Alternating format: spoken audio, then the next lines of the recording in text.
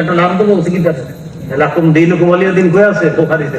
উনি যদি বলতো যে এটা সমুদ্রে আছে তখন কি করতেন? বা যদি বইলা ফেলতো এরকম যে এটা আসলে আমাদের ক্লাস 1 এর বই আছে, সেগুলো বইলা ফেলতো। যাই হোক, আল্লাহ বাঁচাইছে, উনি অন্তত কোরআনের পরে সবচেয়ে গ্রহণযোগ্য যে কিতাবটা, এই কিতাবের নামটা বলছে যে কোথায় আছে, যদিও তার কথা সঠিক হয় নাই, আল্লাহ বাঁচাইছে, এটা কিতাবের নাম। তো যাই হোক, বলতেছে লাকুম দীনুকুম ওয়ালিয়া দিন, এটা বইলা বলতেছে ধর্ম যার যার উৎসব সবার। এই তাফসীর উনি কই পাই? আজকে থেকে আপনারা লাকুম দীনুকুম ওয়ালিয়া দিনের ব্যাখ্যাটা মনে রাখবেন।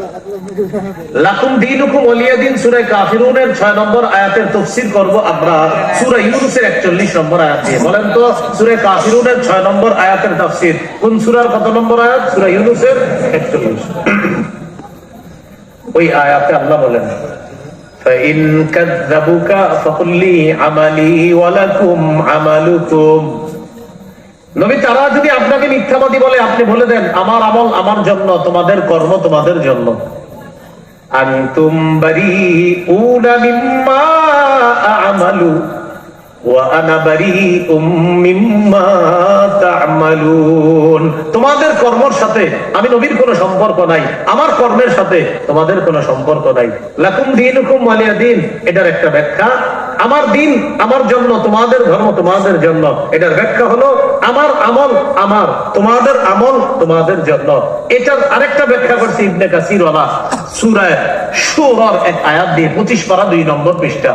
লানা আ'মালুনা ওয়া লাকুম আ'মালুকুম।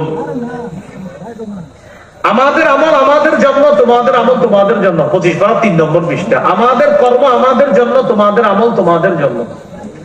এটার অনুবাদ কি? এটা হলো অনুবাদ। আর এটার তাফসীর কি? আরেকটু ব্যাখ্যা সাপেক্ষে গভীরে গেলে, আমাদের কর্মের ফলাফল আমাদের জন্য, তোমাদের কর্মের পরিণতি তোমাদের জন্য।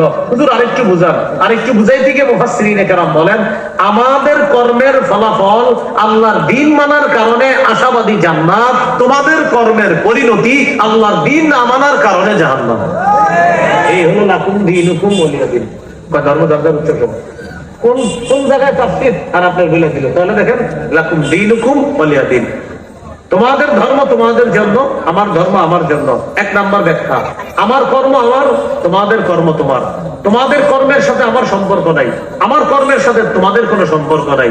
2 নাম্বার ব্যাখ্যা, আমাদের আমল এটার ফলাফল আমরা পাবো, তোমাদের কর্মের ফলাফল তোমরা পাবা। 3 নাম্বার ব্যাখ্যা, আমাদের আমলের ফলাফল ইনশাআল্লাহ জান্নাত, তোমাদের কর্মের পরিণতি আল্লাহকে না মানার কারণে জাহান্নাম।